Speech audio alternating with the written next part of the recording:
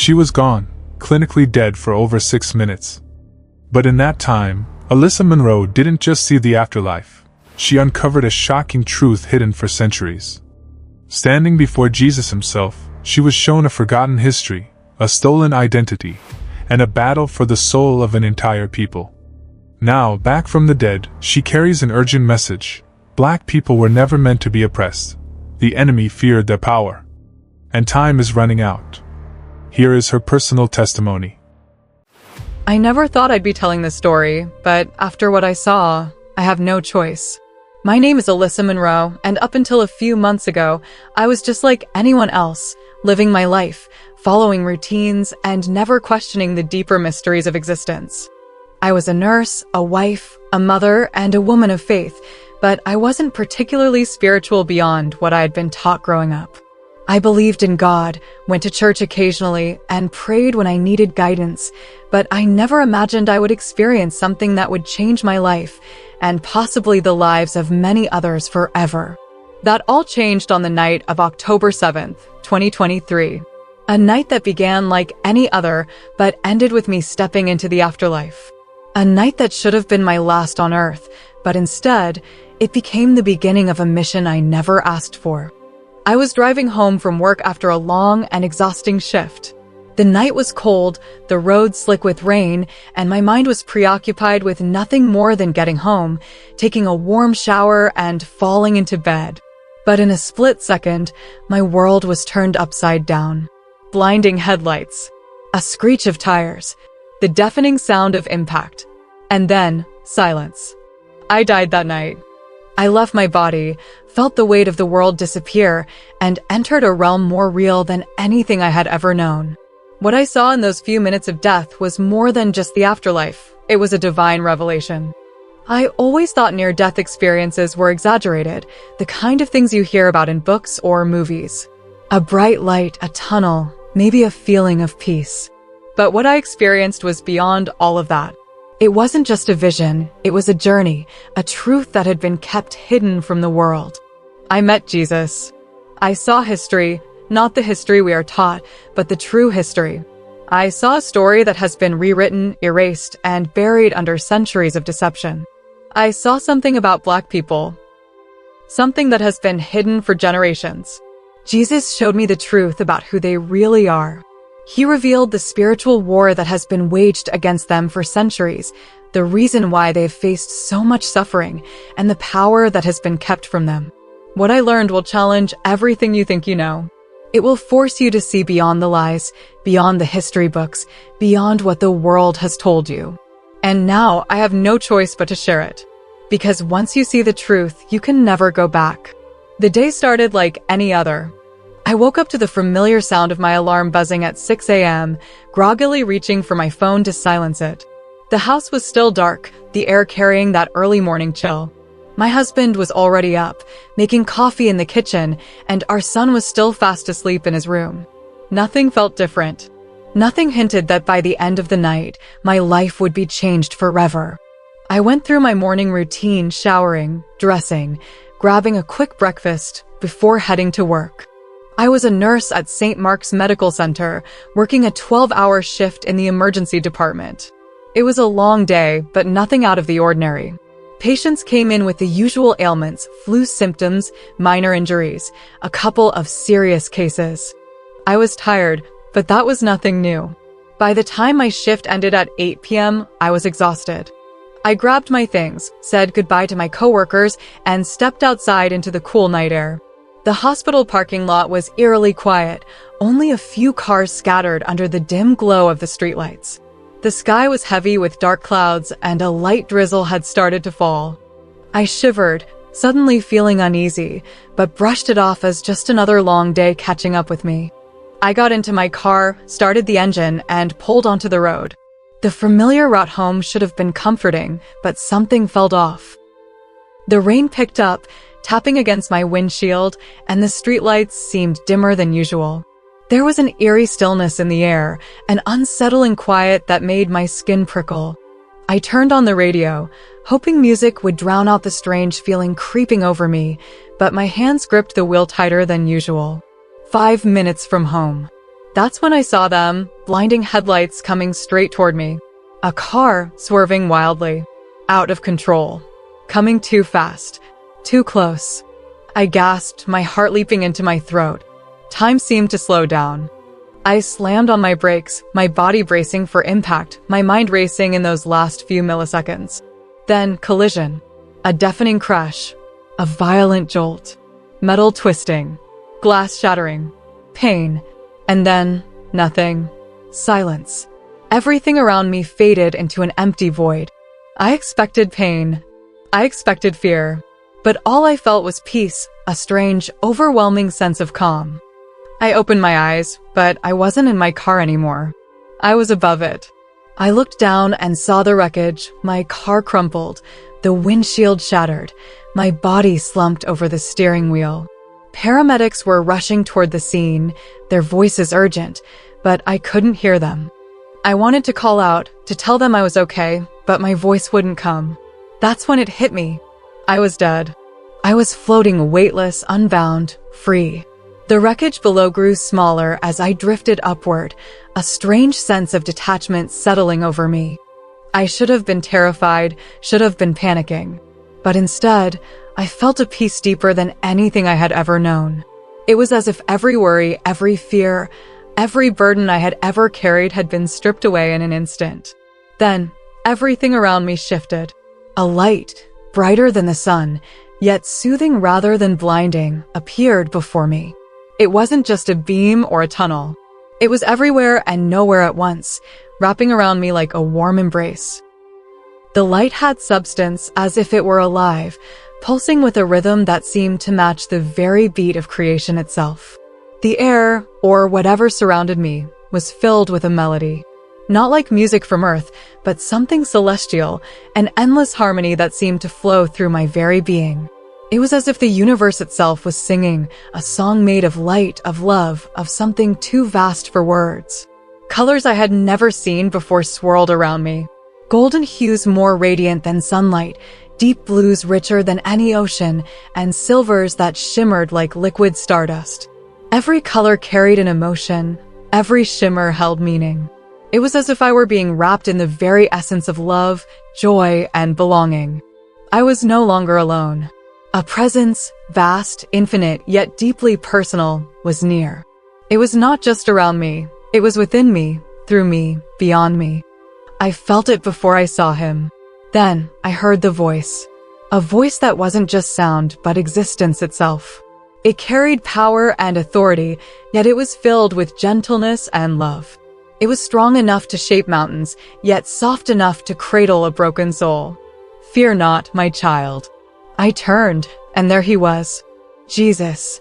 I had never seen him before, yet my soul recognized him instantly. His presence was unlike anything I could describe: light, love, fire, and peace all at once. He radiated an overwhelming sense of knowing, as if he understood every part of me, every thought I had ever had, every pain I had ever carried, and yet he loved me still. His eyes. Oh, his eyes. They held eternity itself, deep and endless, filled with a love so pure that it made me tremble. There was no judgment, only understanding. No condemnation, only grace. No distance, only the feeling that I had finally, truly come home. I fell to my knees, overcome. Not because I was forced to, but because my soul had no other response. I had searched for him my whole life in ways I hadn't even realized. Through prayers whispered in the dark, through the longing in my heart for something more. And now he was right before me. Jesus reached out his hand, and the moment his fingers brushed mine, something rushed through me, a warmth, a power, a love so consuming that it filled every part of my being. It was like being made whole for the first time. I didn't need to ask where I was. I already knew. I was standing in eternity, in the presence of God himself. I could do nothing but kneel in his presence. Jesus stood before me, more real, more alive than anything I had ever known. He was not like the paintings I had seen in churches, nor like the images I had imagined in my mind. He was light yet solid, fire yet gentle, power yet full of love. His form shimmered, not just with a glow, but with something deeper, a radiance that came from within, like he was the very source of all existence. His robe was not fabric as we know it, but woven from something divine. It shimmered, shifting between pure white, gold, and a soft glow that seemed to dance with life itself. Every movement he made carried a grace beyond human understanding. But it was his eyes that held me in place. They were unlike anything I had ever seen, a depth that went beyond time itself. They carried infinite wisdom, as if he had seen the rise and fall of every empire, the birth and death of every soul, the secrets of every heart. And yet, they also carried an immeasurable kindness, a love so vast and pure that it made me feel both completely known and unconditionally accepted. I didn't just see his love. I felt it flowing through me, filling every broken place I never knew existed. It wasn't just an emotion. It was a force, as if love itself was alive, wrapping around me, healing me, restoring me. Then he spoke. Alyssa. The sound of my name on his lips was unlike anything I had ever heard. His voice did not just reach my ears, it resonated through my entire being. It was both a whisper and a roar, a gentle breeze and a thunderous command all at once. It was the voice that had spoken the stars into existence, the voice that had calmed the storm, the voice that had called Lazarus from the grave. And now it was calling me. Fear not, for I have something to show you. The moment he spoke those words, a wave of peace flooded through me, deeper than anything I had ever known. Every fear, every doubt, every question faded. I opened my mouth to speak, but words failed me. What could I possibly say in the presence of the one who knew everything? I felt his hand reach toward me, and as soon as his fingers touched mine, a rush of energy surged through me, not painful, but powerful. It was as if I was being filled with something pure, unfiltered, uncontainable. I gasped, my soul trembling under the weight of what was happening. Come, he said, his voice warm yet commanding. There is a truth the world has forgotten. You must see it. And with that, the world around us shifted. The moment Jesus took my hand, everything around us shifted. It was as if we had stepped out of time itself. The golden light of the afterlife faded, and suddenly, I was standing in a space that was everywhere and nowhere all at once. It was not Earth, yet I could still feel its connection. It was not heaven, but it pulsed with a divine energy beyond human comprehension. I looked around, trying to make sense of my surroundings. There was no sky, no ground, no horizon, only an endless expanse filled with shimmering currents of time itself. Events, moments, and history seemed to swirl in the air like living memories, unfolding before me as if I was both inside them and outside them at the same time. Then, Jesus spoke. There is something hidden from the world that you must see. His voice was steady, yet filled with a depth of sorrow and urgency. I could feel the weight of centuries in those words, as if he had been waiting for this truth to be revealed. I swallowed hard, my heart racing, not with fear, but with a deep knowing.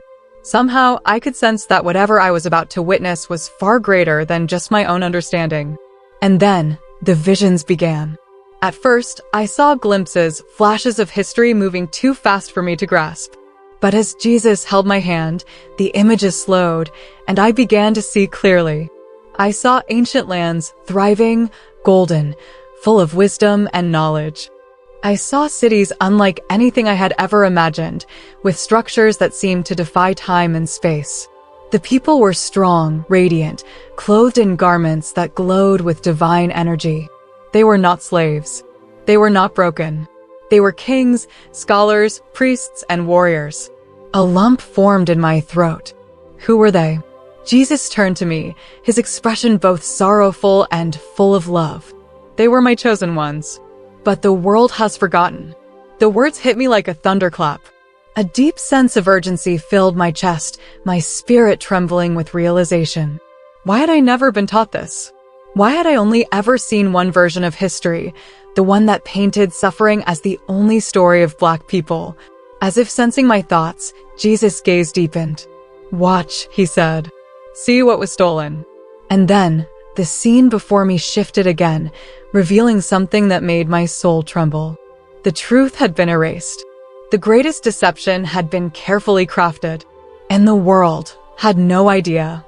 I could barely breathe as the vision before me expanded, revealing a city so magnificent, so divine, that I could hardly process what I was seeing. It was golden, but not like anything on earth. The buildings weren't made of simple stone or metal.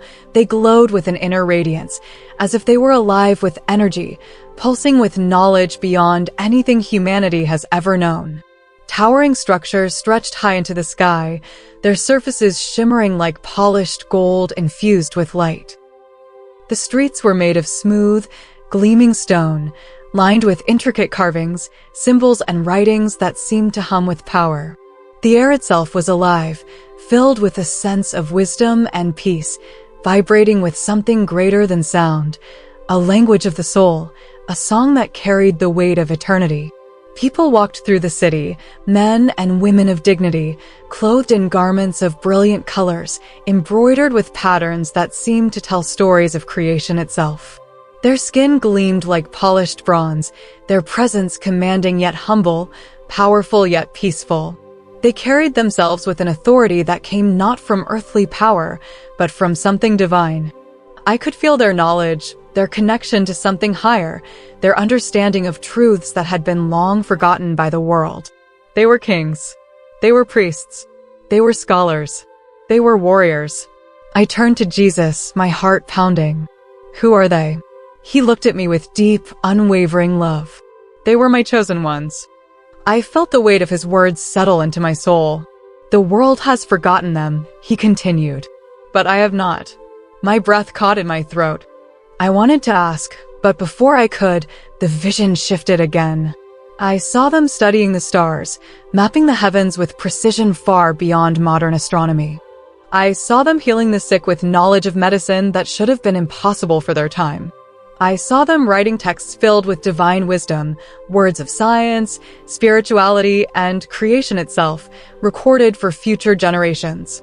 I watched as they built monuments, great structures that defied time itself. Structures that still stand today, though their true purpose has been lost to history. Jesus turned to me, his expression serious yet full of love. They carried knowledge that was meant to uplift the world. They were given understanding beyond human wisdom, a connection to the divine that no enemy could break. Their knowledge of the stars, of healing, of creation itself, it was all a gift. I felt a lump rise in my throat. Then why? Why does no one know this?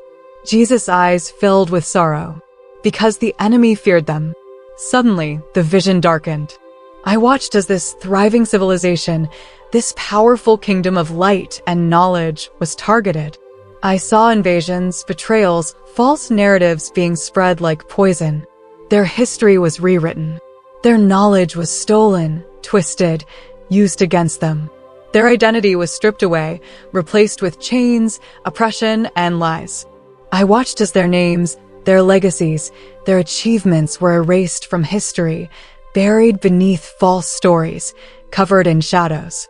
The world would be told that they had always been slaves, always been victims, always been lesser. But that was never the truth. I turned to Jesus, tears filling my eyes. Why? Why would this happen? His voice was full of sorrow, but also an unshakable power. Because they carried something the enemy could not allow them to keep. I felt my chest tighten. What was it? Jesus looked at me, his eyes blazing with divine certainty. A power that, when remembered, will change the world. The vision shifted again, and what I saw next made my soul tremble. The golden city began to fade, swallowed by a creeping darkness that spread like ink over parchment. The brilliance of their civilization dimmed, and before my eyes, history itself was being rewritten. I saw hands chiseling away at stone tablets, erasing names, changing dates. I saw ancient scrolls burned, their wisdom lost to flames.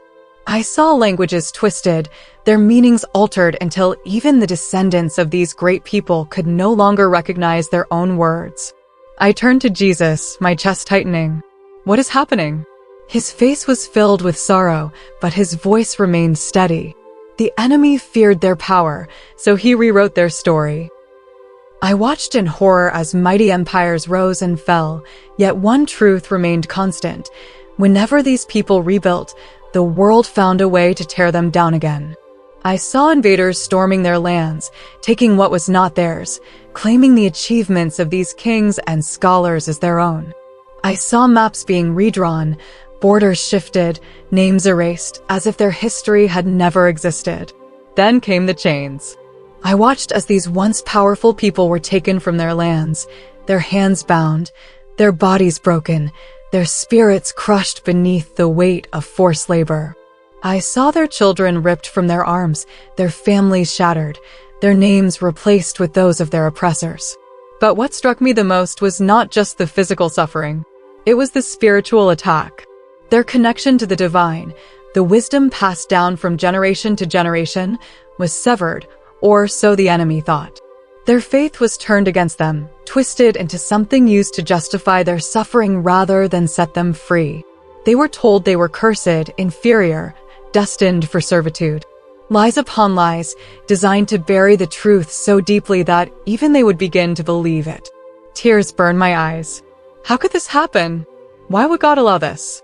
Jesus turned to me, his expression heavy with both sorrow and unwavering truth. The enemy does not attack those who have no power. He fears those who do. I looked at him, my mind racing. Then why let them suffer? Jesus' eyes met mine, and for the first time, I felt the full weight of eternity in his gaze. Because even in their suffering, they did not break. A chill ran through me. I saw it then, despite everything, they still prayed. They still believed. They still held on to something that could not be stolen from them. Through every era, every trial, every injustice, the spark of their divine identity never fully died. Even when they were stripped of their names, their history, their freedom, they carried something the enemy could never touch: faith. I turned back to the vision, and suddenly I saw something new, something rising from the ashes of their pain. Jesus' voice was soft, yet filled with absolute power. And now, the time has come for them to remember. The vision before me darkened, and suddenly I was pulled through time. I saw the faces of men, women, and children bound in chains, torn from their homes, forced onto ships with no promise of return. I could hear their cries, the wailing of mothers as their babies were ripped from their arms, the desperate prayers whispered in the night, the sound of whips tearing through flesh. I wanted to look away, but I couldn't. I had to see. I saw them packed like cargo in the bellies of slave ships, the stench of death thick in the air. I saw them laboring under the scorching sun, their backs bent, their hands raw from toil. I saw the ones who resisted, who ran, who fought, who refused to be broken, and how the world called them savage for daring to believe they were more. I turned to Jesus, my voice trembling. Why? Why would you allow this? His face was filled with grief, yet unshakable certainty. This was never my will. This was never my plan. His words echoed through me, but before I could speak, the vision shifted again. I saw men preaching from pulpits, holding up the very Bible that should have been a source of freedom, and instead, twisting it into a weapon of control. Slaves, obey your masters, they read, while outside, men hung from trees. I watched as families were ripped apart, as names were erased, as languages were beaten out of tongues that once carried prayers of power. But then I saw something the enemy hadn't planned for. I saw prayers still being whispered in the dead of night. I saw hymns being sung in fields, songs that carried not just sorrow, but defiance. I saw them gathering in secret, lifting their hands to a God that their captors claimed did not see them. But he did. I turned to Jesus, my heart breaking. They still believed. A gentle, yet powerful smile crossed his face. Yes, and that is why the enemy failed. I looked back at the vision and saw something incredible. Even through centuries of suffering, they never fully lost their faith. Even when their names were taken, they still called on mine. Even when they were told they were nothing, they still carried the truth in their souls. The enemy's greatest fear had not been their bodies. It had been their unbreakable spirit. And that was why the world had fought so hard to keep them from knowing who they truly were. Jesus turned to me, his voice filled with both sorrow and unshakable hope. But the time of forgetting is over. The awakening has begun. The vision shifted again, pulling me forward through time. I was no longer in the past, no longer standing in the shadows of suffering. I was in the present, our world today. I saw Black communities across the globe, some struggling, some thriving, but all carrying an undeniable resilience.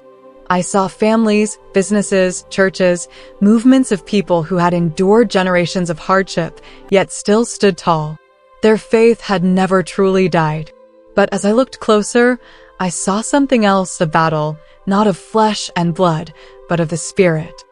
I saw the enemy's new tactics, distractions.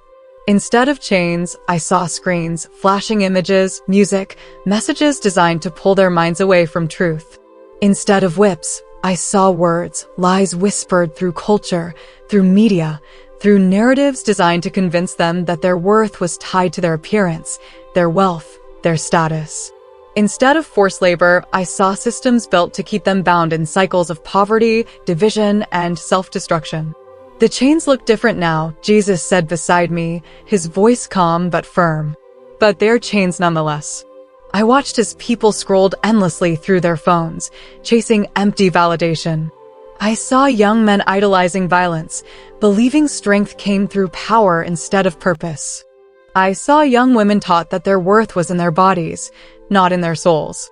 I saw churches, once filled with spirit, now watered down, some teaching half-truths, afraid to speak the full weight of the gospel. Others turning away from their communities, leaving the lost to wander further into deception. And yet, there was something else happening. I saw fire beginning to burn, small at first, but spreading.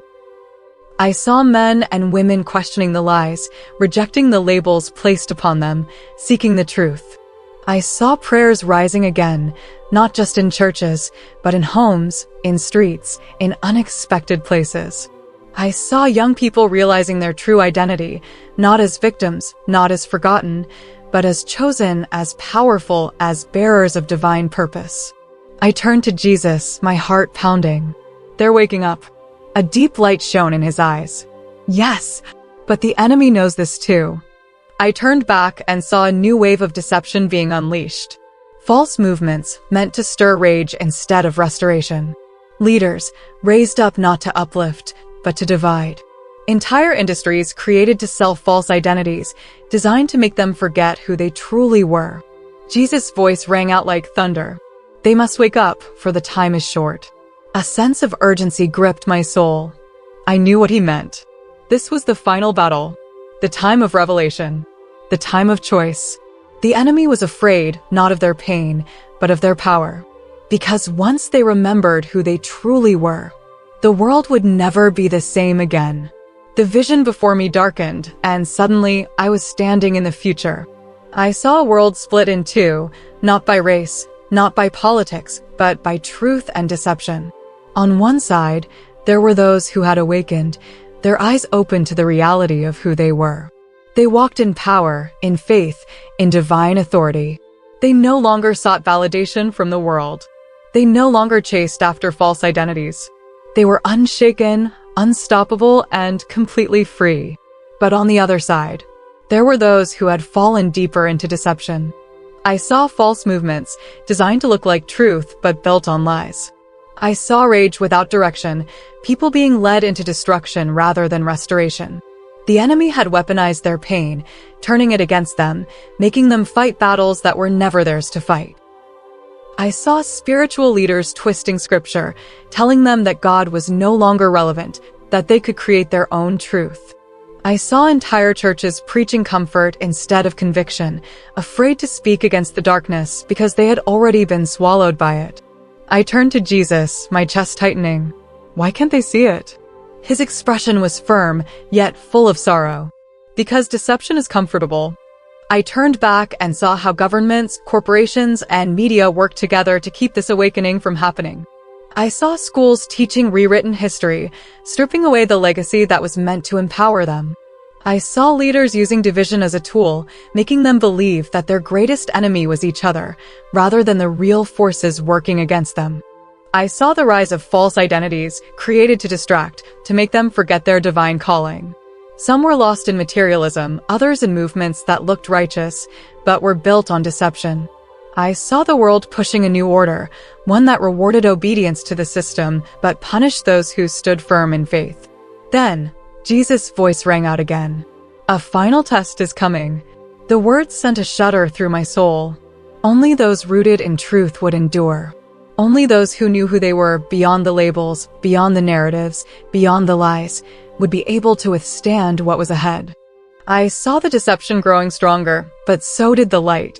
I saw those who stood in truth rising like warriors, not with weapons, but with wisdom, faith, and divine authority. Jesus turned to me, his eyes burning with certainty. They will rise, but they must choose. And in that moment, I understood. The battle was not coming. It was already here. The darkness in the vision began to shatter, like a thick veil being torn away. From the ruins of deception, I saw something new rising, something the enemy had tried to prevent, but could no longer stop. A great revival. It did not come from governments. It did not come from celebrities or political leaders. It did not come from institutions or organizations. It came from the people. Everyday men and women, young and old, rich and poor, Black people across the world were awakening to something greater than themselves. I saw prayers rising in homes, in streets, in places where faith had once been forgotten. I saw mothers and fathers laying hands on their children, speaking words of power over them, breaking the curses that had traveled through generations. I saw young men and women rejecting the lies that had been fed to them, no longer chasing money, fame, or validation from a world that had never meant to empower them. They were standing in truth, stepping into their divine identity. The enemy had tried to keep them distracted with false movements, with broken systems, with chains that were unseen, but the chains were falling. I watched in awe as miracles began to break out. People who had been lost, suddenly finding their purpose. Those who had been bound by addiction, set free in an instant. Communities that had been torn apart by violence and poverty, restored and thriving. I saw entire cities being transformed, not because of politicians, not because of policies, but because of faith. The people weren't waiting for the world to save them. They had realized they were the ones God had chosen to lead. I turned to Jesus, my spirit trembling. This is incredible. Why has no one seen this? He looked at me, his eyes filled with divine certainty. Because the world is too distracted to see what I am doing. I felt those words hit deep. The enemy had done everything in his power to keep people from noticing, feeding them distractions, drowning them in noise, making them believe revival was impossible. But here it was unstoppable. Jesus stepped closer, his gaze never leaving mine. Tell them to prepare. Tell them to step forward. For those who seek the truth must no longer remain silent. I felt a fire ignite inside me, a fire that was not my own. This revival was not coming. It had already begun. The warmth of the revival lingered for only a moment before the vision darkened once again. Something was coming. Something sinister. I felt it before I saw it, a chilling presence, an unseen force moving through the world like a shadow, growing, consuming. It was not loud. It was subtle, creeping in like a whisper, like an idea, like an illusion so carefully crafted that people didn't even realize they had embraced it. Then, the vision sharpened, and I saw a new system rising. It promised peace, unity, and equality, but at a cost. I saw governments, corporations, and even churches aligning under one message, one structure, one rule that rewarded those who complied and punished those who refused. People were being told they no longer needed God, that faith was outdated, that spirituality was an illusion, that humanity had evolved beyond such things. This is the enemy's final deception, Jesus said beside me, his voice calm but firm. I watched as people were offered comfort, security, wealth, and acceptance, but only if they submitted. I saw believers who had once stood strong begin to compromise, first in small ways, then in greater ones. Churches that once preached truth began watering it down, afraid of losing favor with the world. I saw leaders, celebrities, influencers, voices that once spoke of faith, now embracing a false gospel, one that placed self above God, one that allowed sin to be called freedom.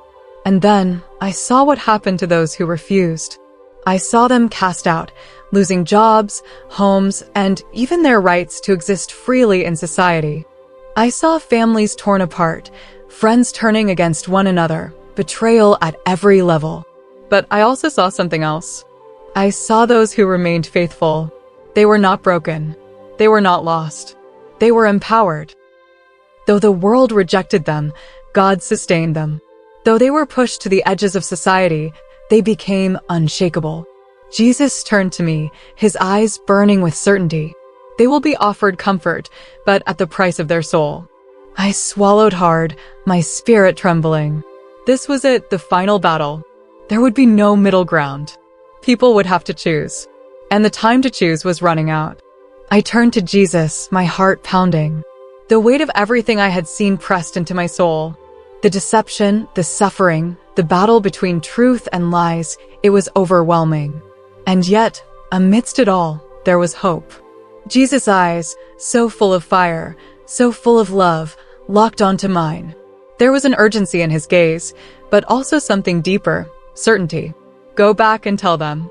His voice resonated through me, not just in sound, but in spirit. Tell them I see them. Tell them they're chosen.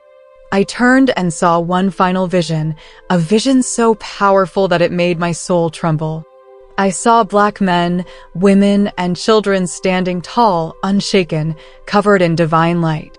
I saw their chains, physical, mental, and spiritual, falling to the ground, breaking like glass. I saw them walking in authority, in wisdom, in the full power of who they truly were. They were no longer waiting for permission to rise. They had already risen, and the world would never be the same. Tears streamed down my face. I didn't want to leave. Not now. Not after everything I had seen. I turned to Jesus, my voice breaking. Please, let me stay. His gaze softened, filled with a love so deep, so vast, that it swallowed every fear inside me. It is not your time. I shook my head, my spirit resisting. But how will they believe me? How will they understand?